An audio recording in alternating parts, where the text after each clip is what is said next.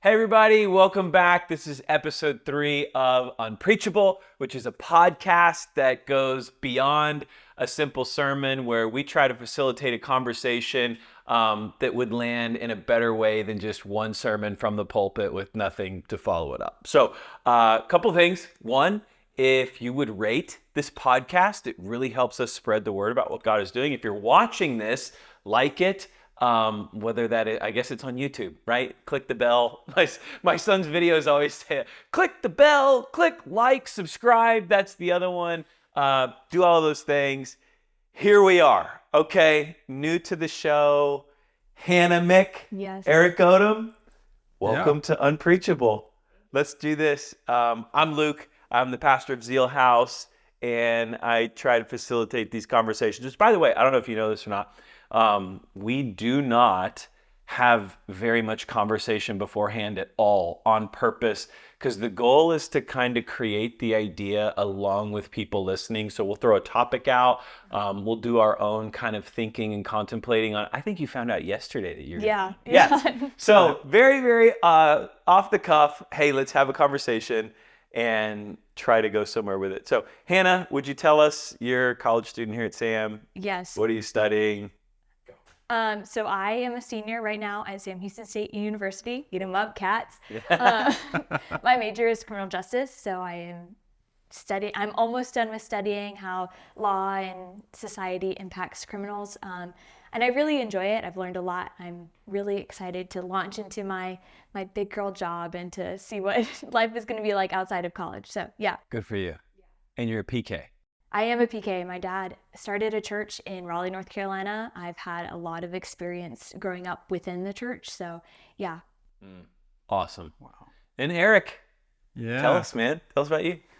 So I'm Eric Odom. I volunteer at Zealhouse as production staff and lead, and I have a MFA in media design, undergrad in media communications, father of 4, whether I like it or not. Social media is a huge part of my life, career-wise, family-wise. Profession, so yeah, a lot to talk about. From me, the reason I wanted to invite both you into this conversation, Hannah, I know you've talked with Bree a little about just your battle with social media. You're a PK, you're a student, you're a college student. This is like a huge part of your social world. Eric, you have a master's in design. This is your world. You have children. It is, in some ways, career for you. Killing it on social media is a huge win for graphic designers. So true.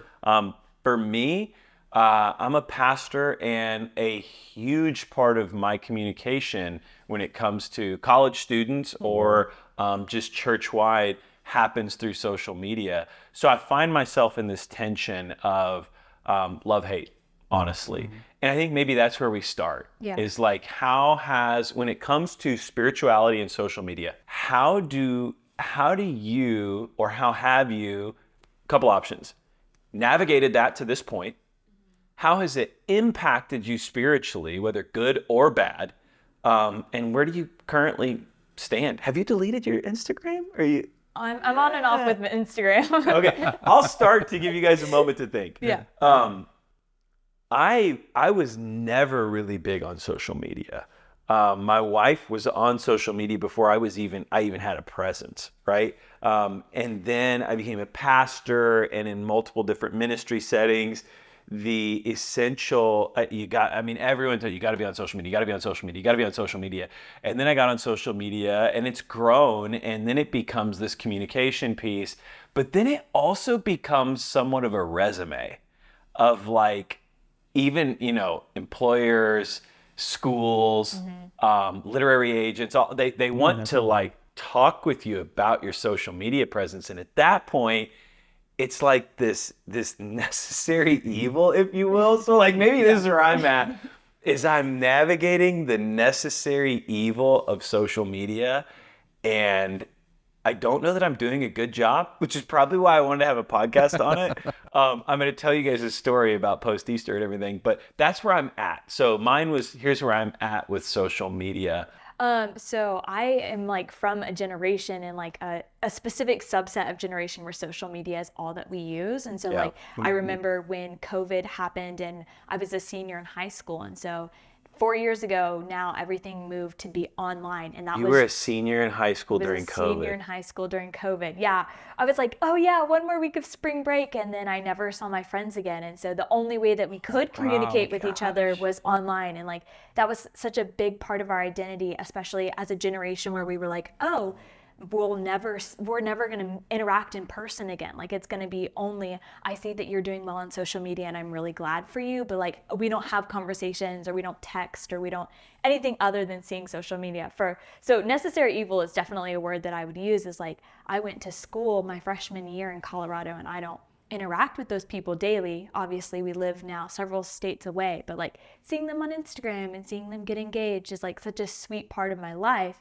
But then you get to see all of these highlight reels of people's lives, and you only see the good parts and you don't see the struggle, and you're not having this personal interaction with someone of like, oh, this is what it took for me to get there. I think where I am at social media is like, you have to realize the interactions that you see with people it isn't all of the steps that it took to get to that spot that makes the post. Yeah. So, Yeah.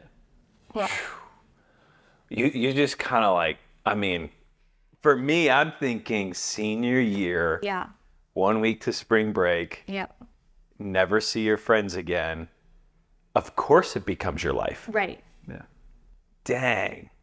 We're going to talk more wild. about that. Yeah. Okay, for sure. All right, Eric, what about you? Where are you at? What's going on? So let's go all the way back. Social media has been a thing for me since I was a teenager, because I came up in that time frame of like, I got AOL Instant Messenger on the disc, that came in the mail. Like, I was on the internet back then. So I was on the internet before social media was social media. And then I got into graphic design, and it became, internet forum boards. And that was the way to get contacts to people and meet people. And then it became social media. And I love and hate it, because throughout it's been over 20 years now that I've been on social media in some form or another. It has been led to some of the greatest moments of my life and some of the worst moments of my life at the same time. So like, my wife and I have coming up on 10-year anniversary, being married in a few months. We were each other's like first little elementary school girlfriend and boyfriend, and then she moved away. And then she came back late teens, and we reconnected on Facebook. Like, we bumped into each other in some store, and she reached out to me, and we started chatting, and one thing led to another, and here we are all this time later. Wow. One of the greatest moments of my life happened via social media. I almost burned all that down with social media. So it's a lot to unpack there, but. There is this thought, there was this thought that social media is neutral. It's just what you do with it. I've heard that. And now people, like experts, if you will, we've probably experienced that, no, it's not neutral, right? They're like controlling my brain. But like, the government is stepping in and recognizing that there is a mental health crisis when it comes to social media and minors on social media. You have states banning social media. You have them not allowing children without parental permission to be on social media. You have policymakers who are stepping in saying there are things in our country being manipulated by social media. Andrew Wang, who's a presidential candidate, said the greatest threat to America was synthetic video on social media. Create a fake video, upload it, you'll have riots before you know if it's true or not. So I think the neutrality of it is going away. I'm gonna read two quotes that I found that I thought were really, really great. Chris Martin, who is a social media guy, he's written a book about this. Here's what he says. Social media has become our chief discipler. It conforms our minds to the patterns of the content we consume: anxious, outraged, fearful, and numb. It re-engineers our habits with its liturgical practices: opening, scrolling, swiping, liking, and commenting. And it asks us to offer our bodies as living sacrifices, posting content for consumption by others and profit from the corporation through advertisers. Think about that for a second. Here's another one. Ian Harper, he's a marketing manager for a digital ministry. Ian says this: social media acts as a spiritual and cognitive distortion machine that warps our view of reality and bends our will away from God. It is the systematic, corporately incentivized inversion of Romans 12, 1 through 2. Instead of our minds being renewed by the Spirit of Christ, they're shaped by algorithmically curated delivery of the particular patterns of the world that best play to our unsanctified desires. They beckon us into conformity with the world by drawing our hearts and minds away from God. Super well written. Yeah. Here's the question. We're a church, we are walking with Jesus, and we're saying without saying, somewhere in my journey of spiritual formation, social media has become a problem. Yeah. Let's call that out. Yeah. Yeah. What is the problem? Again, I'll go first and give you a minute to think. As recent as Easter, we're filming this, it is April 15th. Mm-hmm. Easter was 15 days ago, 16 days ago, March 31st, we have Easter, right? And the day after Easter, April 1st, I'm feeling so good, man. It's the day after Easter. God did a work. We had a packed church. Lots of people gave their hearts to Jesus. And I get on Instagram, and all I see are the highlights of other churches that had bigger Easters than us and had more people get saved than us and had a cooler experience than us, and they weren't as old as us. And all of the sudden, like, my excitement for Easter went to, like, it just totally robbed me of joy of, like, what God is doing. You mentioned highlight reel. It robbed me of the joy of what God is doing. And then it brought this, like, jealousy to my heart. And then it brought this, like, even on a deeper level, the questioning of me. Mm-hmm. And I started thinking to myself, like, am I not doing a good job? Am I inadequate? Am I failing? Like, is God upset with me? And literally, this is in one scroll, right? Right. I go from, man, that was one of the best Sundays in the history of our church, to, I suck, and this was not good, right? Yeah. And, like, that's one isolated incident, but over the course of time, I'm recognizing when I allow my world to become curated by social media, it brings out tremendous insecurities in me. I mean, that would be my problem. If I'm naming the problem, it surfaces insecurities in me as a leader, as a pastor, as a man, that really create bumps in the road of my spiritual formation. Yeah. Building off of yours, immediately as you were speaking, I was thinking it was the Theodore Roosevelt quote of "Comparison is the thief of joy." Mm-hmm. Like, that is definitely a thing that happens in my world from the creative side of things. We live in a world where, like, everything is media rich. Instagram, social media, all of these platforms are all about media and the visuals that are associated with it. As a creative who creates those and trying to find a space in that, regardless of what you do, you're going to compare yourself. Yep. Mm-hmm. So everything you just said is absolutely true for me as well. Another thing too is temptation.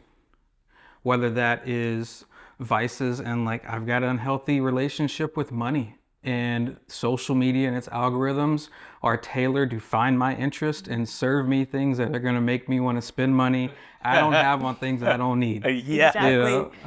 So that, absolutely. The other side of it is your interests and how it uses it will start tempting you in other ways. And it'll serve you things that you know you don't want to see, but now that you've seen them, you want to see more of them. Yep. And you're constantly trying to fight that battle of, I want to use this platform in a way that benefits me and it not destroy me in the process. Yeah. Yeah. Dude, you bring up a great point on the temptation side of things, which I don't think gets talked about enough. But, like, my wife, Anna, got into, like, really, really working out hard, and she sent me a couple workout videos of women on Instagram that, like, she follows and respects. Like, hey, let's do this workout together. Yep. The next 17 things on my feed are women in scantily dressed, hardly anything workout gear working out. And I'm like, what in the world is... And I told Anna, and she was like, well, I mean, that makes total sense, because the last thing I sent you was this workout video, and now I'm being inundated with that stuff. Right. And you don't have a choice. No, you don't. It's the No. same thing you just described happened with Dominique and I. She sent me hey, I want this blouse. This looks cool. So I saved it to the wish list on Instagram as like, it'd be Right, cool to yeah. buy her this a gift one day. And we were in this office the next day and I was in that room with Mitch and I opened up Instagram, went to go search for something. And every video there was exactly what you described. Yep. Yeah. Yeah. We had, no, listen, we had Andy. So our church, we're a Right. church on a college campus. Right. And we have a lot of college girls that are part of our church. many. And if you go to our church's Instagram and click search, you can see every sorority party and Barstool Sports account Yep. there is of college girls. And it's Yeah. like, because we have a massive amount of college followers, Yeah. we just get that stuff shoved down our throat. That's a really interesting point that we should talk more about is the temptation side of it. Yeah. Mine is the insecurity side of it. Yeah. Hannah, college student on a journey of spiritual formation. Yeah. What's the problem with social media? Yeah, I mean, there's lots of problems. Let's not pick one and be like, this is a problem. Okay. But like, I like what you said about temptation, but even more than that, comparison is such a big thing that especially college students struggle with. And like in my friend group, I lead a circle. So I have 6 girls that come to my house every single Tuesday and we sit and we talk. And like the stories that I hear of like, oh, well, I saw this person on social media doing this and like, well, why didn't I get that? Why did I not get accepted into this college? Or why did I not get to win this award or something like that? Like all we ever see are the good things. And I said that earlier, but like that's such a big point of what social media wants us to see is it wants us to see this and this and this, and it desires us to consume it. Like it wants to keep feeding us. That's what keeps us on TikTok. That's what keeps us on Instagram. I don't have TikTok or Snapchat, but like lots of other social medias, the way that they make money is off of us scrolling forever and ever. And so if it can consume you, then it's happy. And so the sin that comes behind it is like, is that your idol? Is like you scrolling and like feeling numb to the pain that you already have. Your idol is like, are we using social media to calm something that maybe needs to be addressed? Are you ignoring God convicting you because you can scroll long enough that you start to not feel that longing in your heart? Like that's for me what it is like anxiety goes away when I'm scrolling on Instagram. Like I don't It's a fantasy. I don't feel like scared about where I'm going to live or, a job or something like that. Something that really consumes college students when I'm consumed with someone else's good things or bad things or the stories that they have to tell. What does that do to us when we're constant in our journey of spiritual formation? That I think that I'm going to draw us back to that the entire time because social media is social media. But then if there's social media on the journey to being like Jesus and walking with Jesus, we're identifying there's a problem. And it's not just isolated to this room. Right. I think it's represented in this room on a grander scale. I'm a pastor and social media has negatively impacted my spiritual formation. This is your world from a career standpoint, right? And it's impacted you in a negative way. You're a college student and this was your life, your senior year of high school. And yet you're saying there's been a challenge in my journey of becoming like Jesus with social media.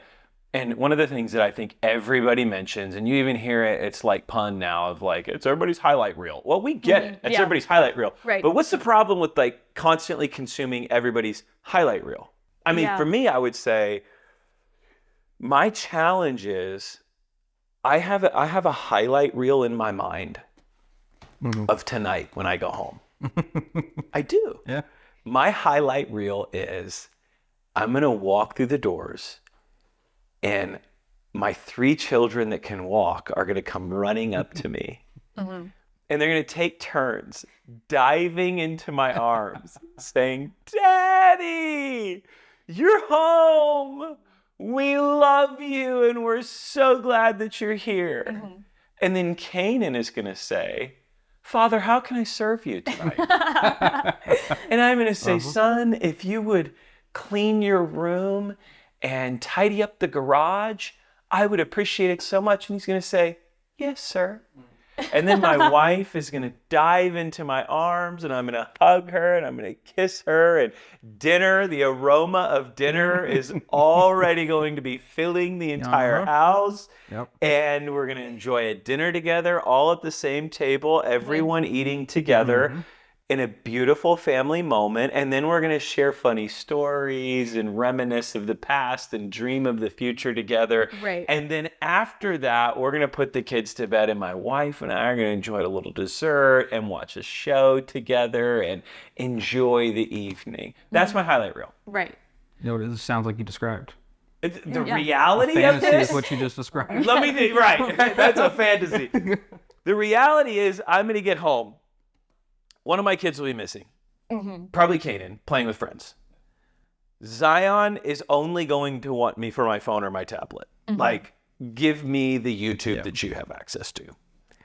Zadok is not going to say anything to me. Anna is going to be emotionally exhausted and worn out from chasing these kids everywhere. We will have no dinner plan. I will figure it out on the fly.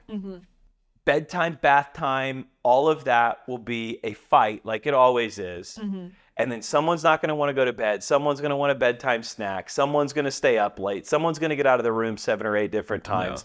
Finally going to get Kanan home, get him to bed. It's going to be 9 o'clock. Anna and I are going to look at each other for the first time and say, oh, great to see you, by the way. I'm exhausted. Let's go to bed. Let's go to bed. Yep.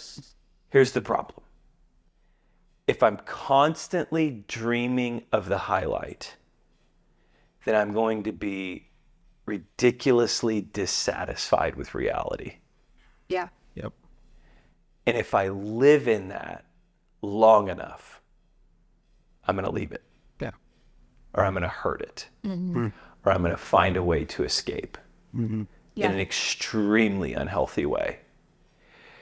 And I don't know that we fully understand the impact of constantly seeing the highlight reels of people and how it's robbing us of reality.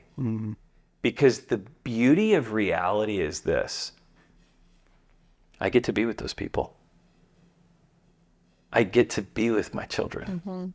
I get to be with my wife. And it may be chaotic. And there may not be a dinner plan. And it may not be the fantasy that I described. But that's part of growth, right? Yeah. Those are the moments that we look back on and we're like, gosh, how did we do it? We had 4 kids and it was crazy and bedtimes were nuts and we never had a dinner plan and we're here, right? Like that's the beauty. But I'll miss that beauty if I'm constantly chasing the lies of social media in front of me. Yeah. Yep. And I think that is for me like the challenge of the highlight reel. Is it robs me of the beauty of reality. Yeah. And it dissatisfies me with what I have. Yeah. And the growth aspect too, because like Talk to me.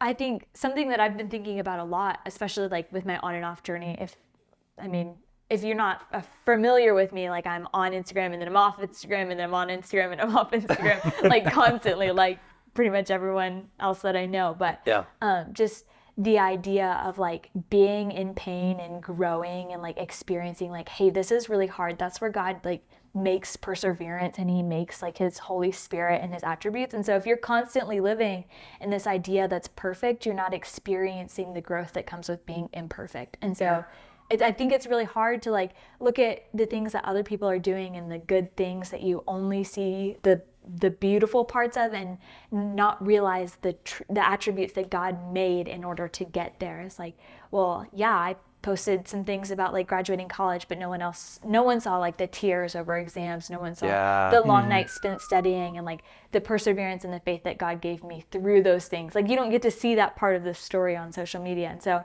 if someone else is out there looking at my Instagram and being like, wow, she's graduating college, like she had it so easy. Girl, no. If you're constantly striving to be perfect, you miss the growth of imperfection. Yeah. Yeah. That's something that I've had to learn. Rich. That is really, really hard because no one wants to be growing. Yeah. Like it hurts. It's painful. Even like when you're physically That's right. growing, like growing pains are not comfortable. But to get to the point where you're like, oh, that was growth is beautiful. And like I think it's James that says something about trials producing perseverance and perseverance producing steadfastness. Consider it pure joy. James 1, you're dead on. You must be a PK. I know. Thanks, Dad. Shout out Stephen Mick. Man, I mean, yeah. Honestly, the things that I think back on in my life that have been the greatest moments of growth are not highlights on my Instagram. You know?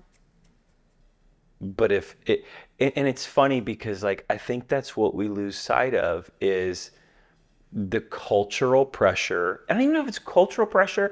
I think it is definitely social media pressure to impress, to highlight, to get likes, and to get that engagement in a way that is like, because like, look, anyone who posts a crying video, 99% of them are cringe. It makes me so uncomfortable. Scroll. And it's probably the realest part of social media. But when I see like someone on there like, I'm like, yeah, this is weird. Right. Yep. But I mean, so the culture of social media doesn't even lend itself to authenticity. Right. There's anything that is like authentic and painful, it's cringy. Yeah. Yet we're all saying like that's the need, but we'll skip we will, if we're constantly trying to be perfect, we will miss the growth of imperfection. Mm-hmm. That's super good. Yeah, that's good. What about you, man?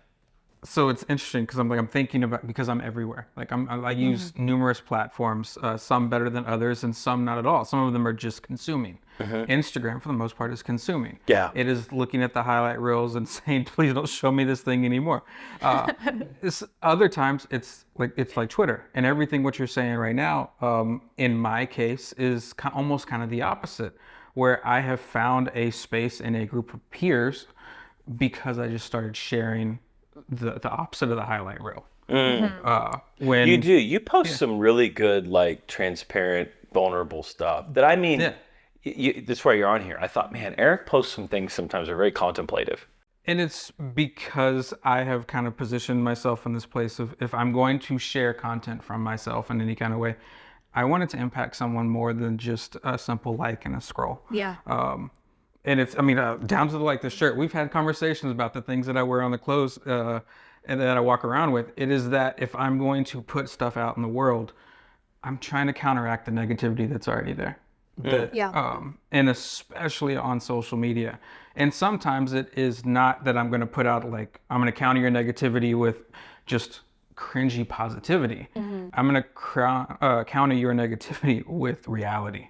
Yeah. In that, like, on Twitter, a lot of the times it's like, I'm struggling today because I've got a really bad problem with my ADHD at the moment, and it is bringing me down in this way. But here's how I'm trying to work to uncover it and overcome it in some way. Just sharing real stories. If I'm going to share content from me, I want it to come from a real place. And sometimes, most of the time, that's not the highlight reel. I've gone through numerous times, looked at Instagram and been like, this isn't like a thing I want on here because it's not reality. I posted that in a place where I was trying to boast and put this out in the world, but that wasn't the reality of it. If I'm going to, like I said, if I'm going to put content out in the world, I want it to be something that impacts someone in some way, even if it's only 2 or 3 people. I'm such the counter for, like you said, someone who's lived on social media, kind of grown up on social media, made a career there. My follower count is super low, and I'm okay with that. Like, I would rather have a small group of people that cheer and lift me up, and I get to do the same for them in whatever platform that is, than having thousands and thousands of people who don't know me. You know, and it's the same thing. We may touch on this later, but like how to counter a lot of this stuff and make sure that social media doesn't impact my spiritual growth is I'm very vigilant on not just how I use it and what I consume, but going in and like, who am I following on a weekly or monthly basis? I'll go through and purge the followers, and like, this is someone who started putting out content that no longer resonates with me because this journey has taken me, even from just 3 or 4 months ago, that's not someone that I want to consume their content for anymore. Yeah. 'Cause it That's makes me exactly feel where we're something. gonna land. Yeah. Is Yeah. what do we do? Yeah. I think we land every single one with the question. Okay, Yeah. like we've just deconstructed this entire thing. Let's reconstruct it in a Right. redemptive Yeah. way now. Like, Yeah. what do we Yeah. do? But before we do, like, let's stay just here for a few more moments. How have you seen? Because we've talked a lot about ourselves, but I think it's also good to like talk about our peers. Yeah. How have you seen social media impact other people who are trying to walk with Jesus, or who are new to walking with Jesus? How have you seen that impact them, and what has been the what do you think? I'll jump in real quick because of the opportunity you gave me to join like audio team and make that a more bigger thing for me as something that was just a hobby and minor interest. I immediately use social media to my advantage. How can I like start learning and doing this stuff, connecting with other people? And I found some other peers kind of in a similar position who followed down kind of the tracks of what we were talking about earlier. It was immediately, I gotta get the best gear because the top 3 influencers in the audio world said this is what we gotta use. You know, so I gotta spend the money I don't have to get this gear. But I can't get booked for that gig. And so now I've spent money I didn't need to have.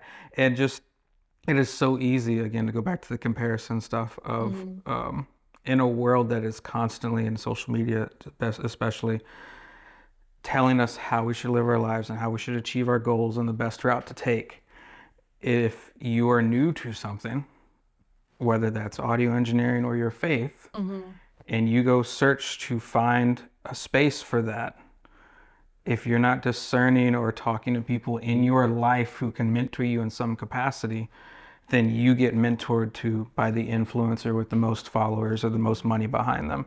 And if you're not careful, and I've seen it happen, you can end up down this road that takes you nowhere near where you intended to be. Right. Yes, because sometimes we will sacrifice reality for social media Yeah. in a way that like we no longer have touch with like real people. You know, Yeah.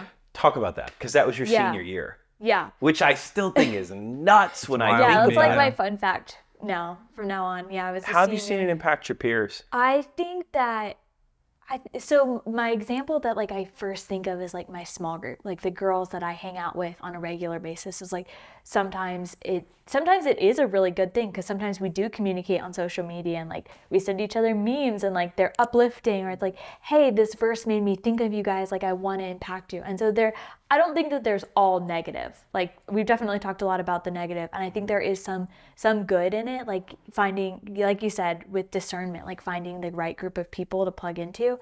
But I think that it's so easy to hear something and then be like, that's the truth, and then not go to the Bible and be like, oh, what does that actually mean? Like it's so easy. I was reading something that someone had posted back on their story, like a quote from Instagram, and I was reading it and it was talking about like, I don't remember exactly, but it was something about marriage, and just the way that the things were worded, I was like, I don't know that this is exactly right. And so I just went and I looked at the verse that they were quoting, and it was a completely different verse and like completely out of context. And so it's so easy for someone to be like, oh, that's in the Bible. I trust the Bible. I think Jesus is good. Put it on your story. And then all of a sudden, 15 people have never heard of the gospel are reading this quote and thinking that that's what you believe and that's what you stand for. And like, you didn't check it out and didn't do the work of like, maybe I don't agree with this, or maybe it's just nice words and they kind of like resonate with your heart and they make you feel good. And so you put it on your story and you're like, yeah, this is great.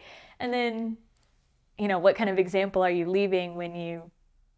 Hannah with bomb after Yeah. bomb I'm after sorry. bomb. I'm gonna Don't come for some. apologize. I'm for some people. No. Here's like, for me, I'm a pastor. Right. And 2 things drive me crazy. I shouldn't say drive me crazy. They become concerns of mine. Right. The first one is the amount of people that will send me a reel, whether it's end times, flat earth, crazy sermon preaching Right. clip, or some like, I mean, wild, like the stuff that people will say in the pulpit on a Sunday morning. Yeah. It gets clipped and posted to social media. Like you said, 0 biblical truth to Right. it. Yeah. No theological foundation. Misquoting or not even quoting scripture, Right. telling a story, relating it to a life application, just like totally manipulating what God's word truly says. And they'll see it and it's like, oh, that's good. Here, check this out. What do you think? And I'm like, I didn't even quote a Bible verse. There's zero theological reality to this. This is a cute story with a life application to it. Right. With very little theological grounding. Here's the problem. When, as whatever quote I read said, social media becomes the chief discipler. Right. And it's teaching us how to form our minds and our spirits and our spiritual journey. That becomes the Bible. Right. And that is a massive, massive problem. You said they don't do the work. Yeah. That's got to be a plug at the end of like, how do we redeem this?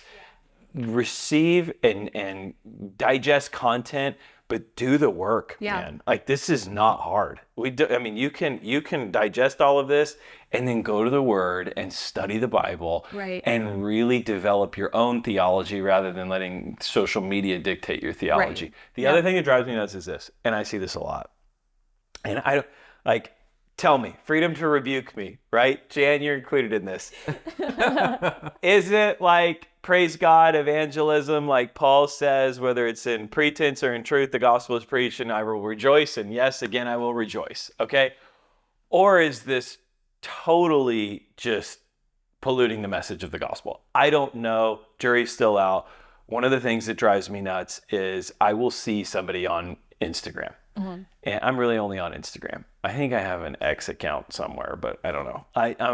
I'll see someone on Instagram, and the first thing in their bio, like the little thing, will say like God first with the one emoji, or like all praise to Jesus, King of Kings, and the praying hands, or something like that. And then their entire feed is garbage. F-word this, blasting this, vulgar music. Shout out every frat ever. Right? But I mean, it's like, what?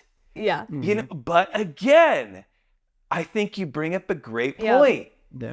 If that is the way the gospel is now getting to lost people, we've got a massive problem. Oh, yeah. Because we've got partying, we've got drinking, we've got sleeping around, we've got comedy skits glorifying ungodly sexual behavior. God first.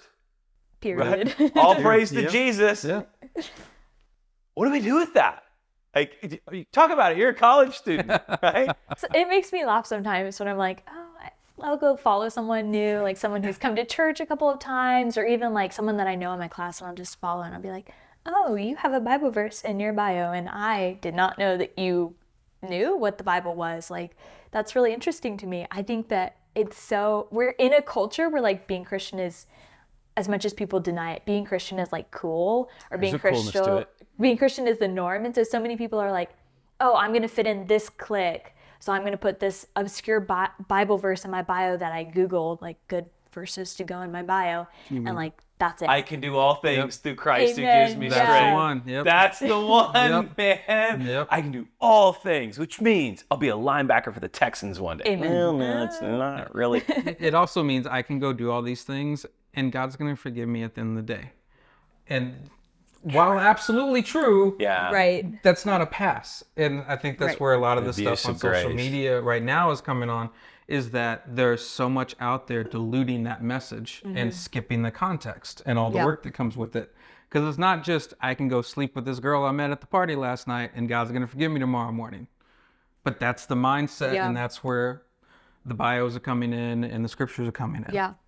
I mean, ironically enough, and it's just fresh because we talked about it on Sunday, but one of the things that I find fascinating is Jesus' interaction with demons versus his followers. And there's never a moment where Jesus interacts with a demon where he tells them, do not say who I am.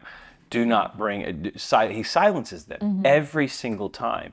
And yet right after that, he calls his disciples and he brings them up on top of a mountain and he says, go and preach who I am. Yeah. In other words, there are some he wants speaking nothing of him, and some he wants telling everybody about him. And the only difference is some were demonic and some were following him. And I can't help but think there is a application there of Jesus telling demons to not speak of him and telling disciples to tell everyone about him, that we should take to heart the holiness or the responsibility Right. of that message. That's a better word. Yeah. There's a responsibility there.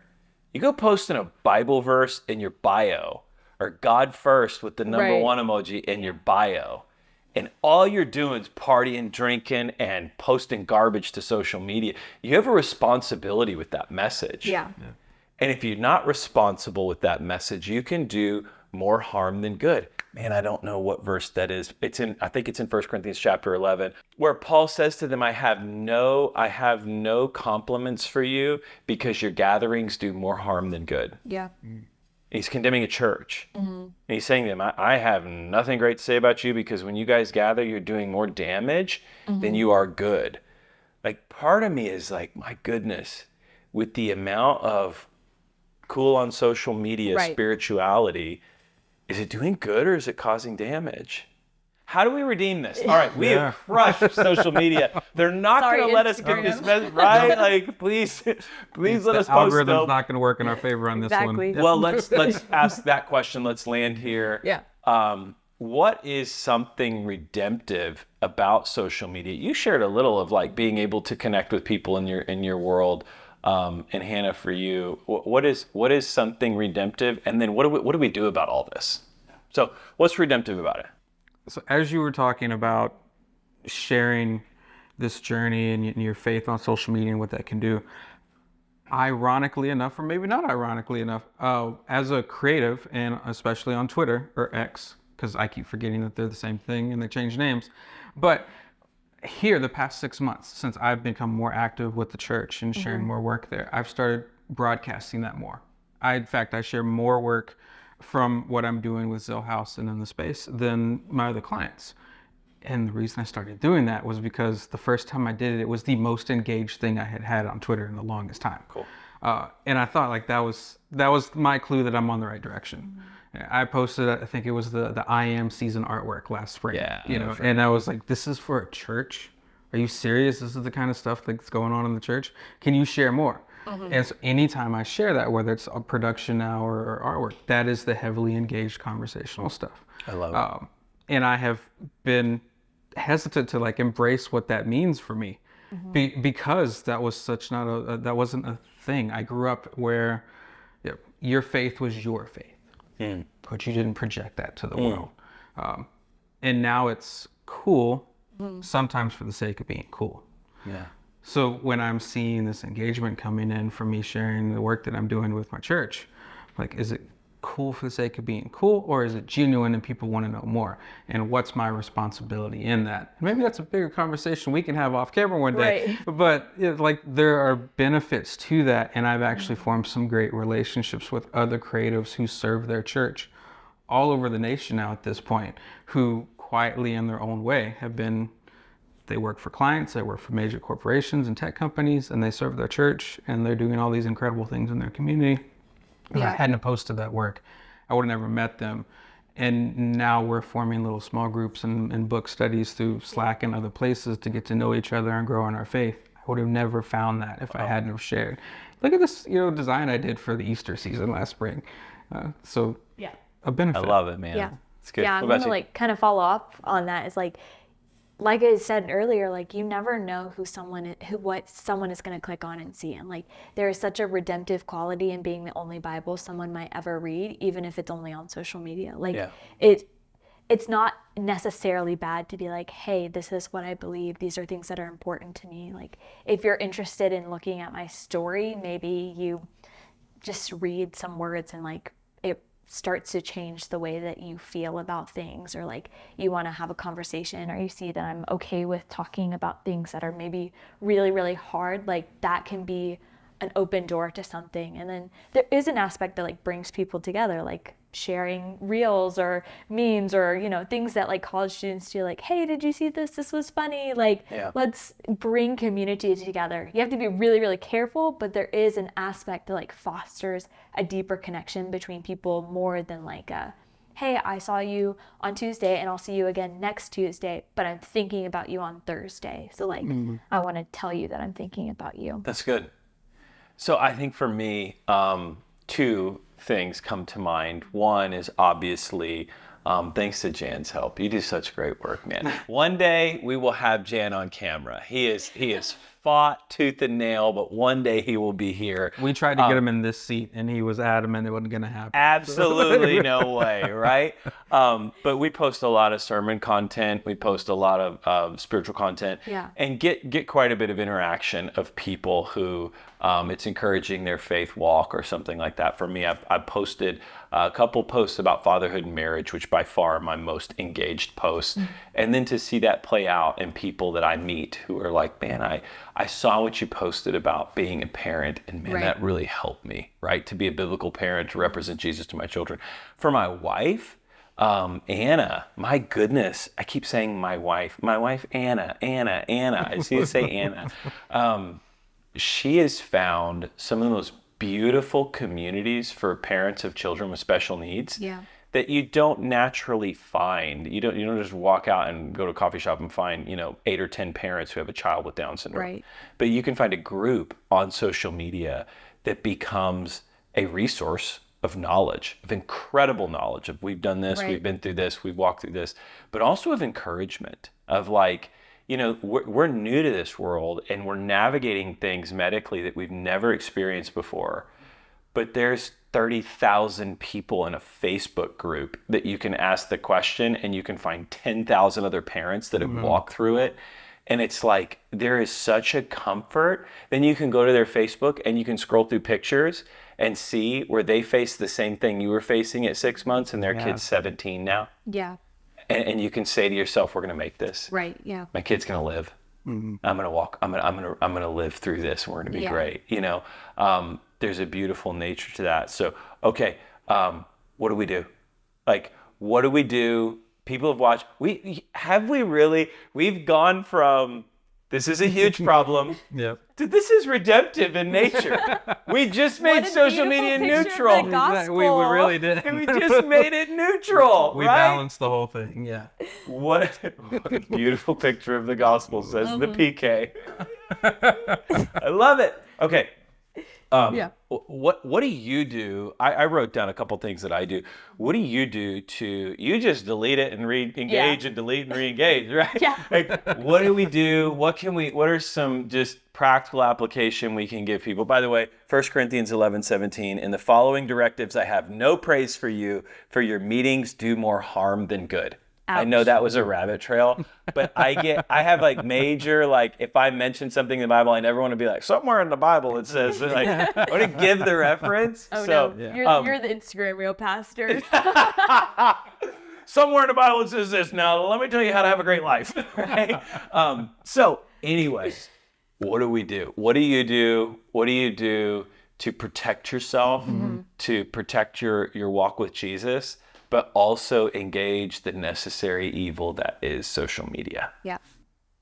Something that has been really great is just having, like, oh my gosh, the word escapes me, but someone who like is convicting and saying, like, so my fiance and I, we like have a system where it's like sometimes if I am talking too much about an Instagram reel, he's like, hey, it might be time for a break.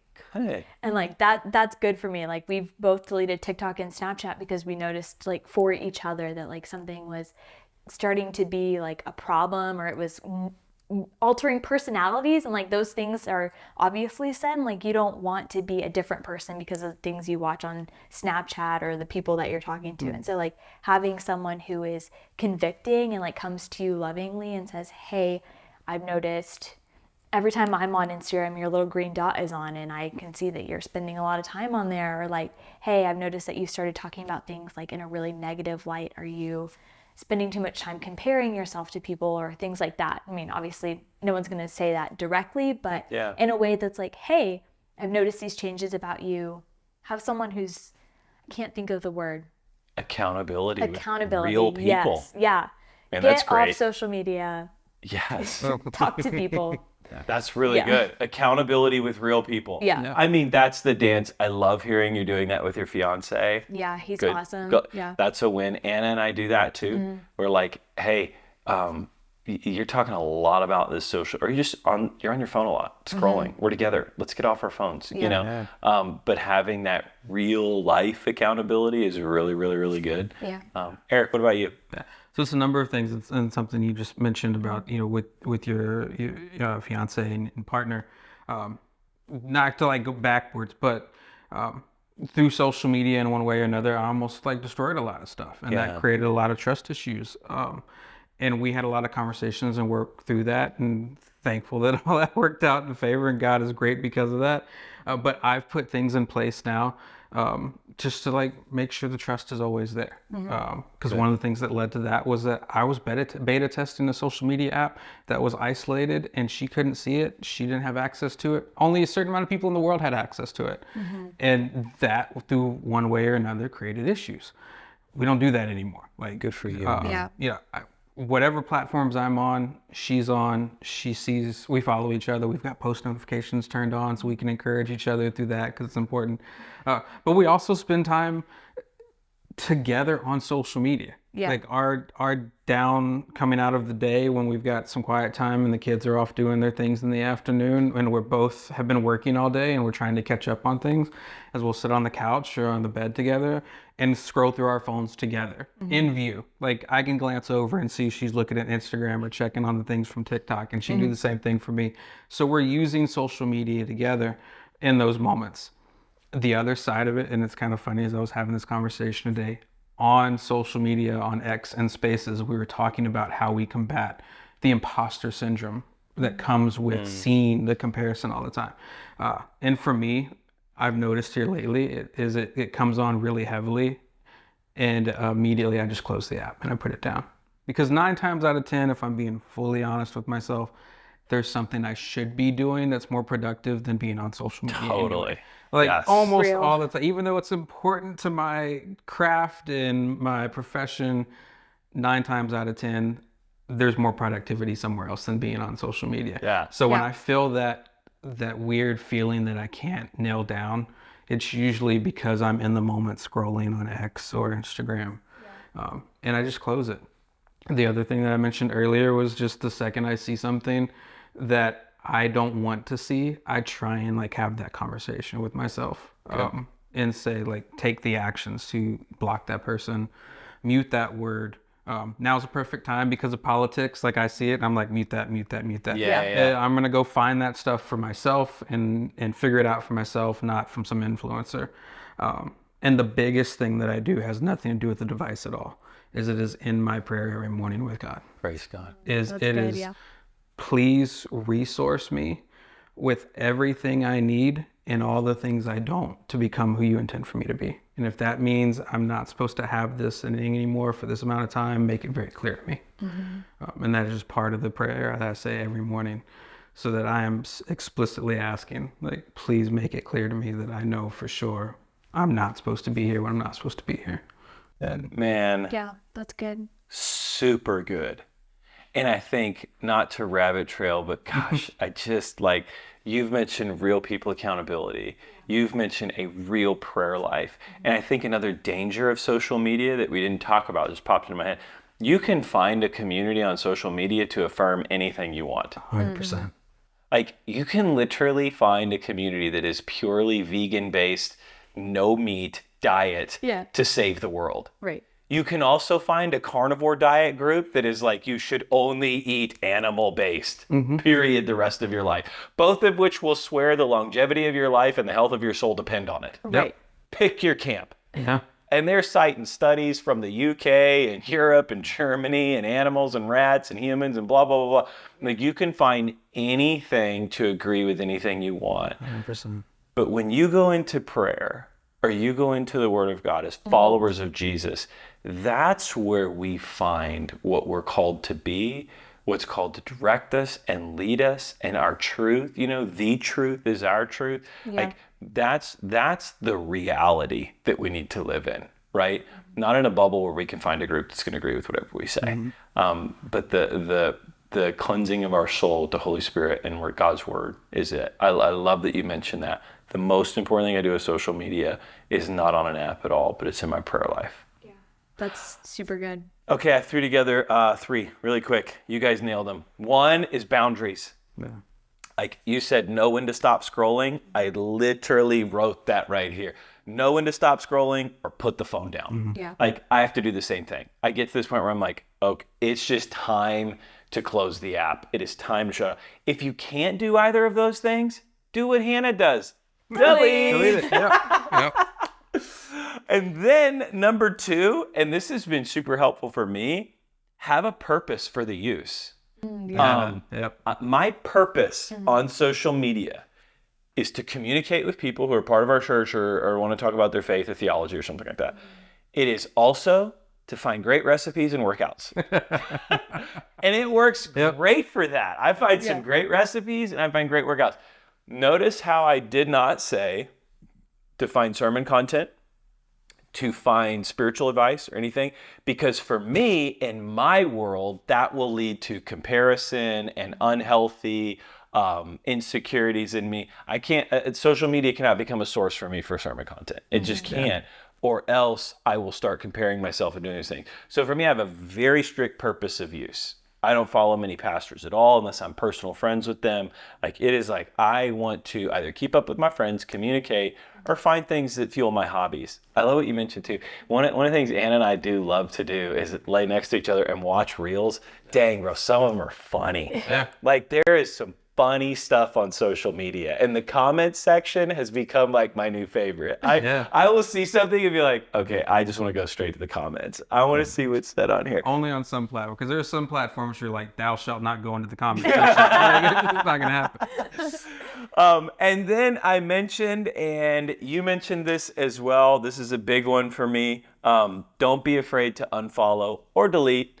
And I've done the same thing. I have been like, every time I see this account, it makes me feel worse about myself. And it's not their intention, and it could not be what they're, but nonetheless, every time I'm here, I'm either jealous or insecure or frustrated or annoyed or start picking myself apart. I don't need to follow that. I think it's good for me to remind myself, I am not accountable for somebody else's social media following. I'm not accountable for my following. I'm accountable for the real people that God has placed within our community of faith that he's asked me to pastor. And I need to remind myself of that. Yeah. Or else I'll start, thinking like a fool. So, good. All right, guys, that's it. We landed it. Thank you all so much for joining us. Thank you guys for being a part of this. Thanks for having us. You thank brought, you. both did exactly what I thought you would. Incredible perspective, great feedback. Some really good social media clips in this one. By the way, hey, follow us on... No, I'm just kidding. That's it. That's a wrap. We'll see you next time.